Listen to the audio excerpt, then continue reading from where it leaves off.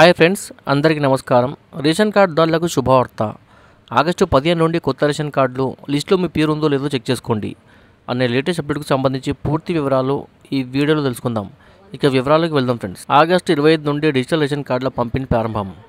రాష్ట్రంలో రేషన్ వ్యవస్థను మరింత సమర్థవంతంగా చేయాలనే ఉద్దేశంతో ఆంధ్రప్రదేశ్ ప్రభుత్వం డిజిటల్ రేషన్ కార్డులను ప్రవేశపెట్టింది.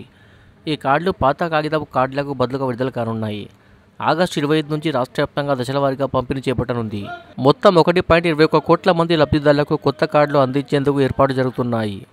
బ్యాంక్ కార్డ్ పరిమాణంలో ఉండే కార్డులు బండికైన మెటీరియల్తో రూపొందించబడి వాటిలో క్యూఆర్ కోడ్ను కూడా ఏర్పాటు చేశారు.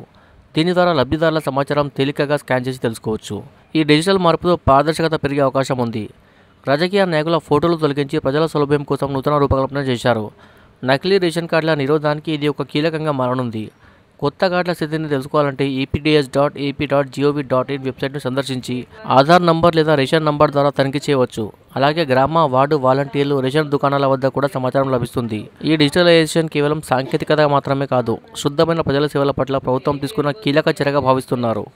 Subscribe for more videos. Thanks for watching friends.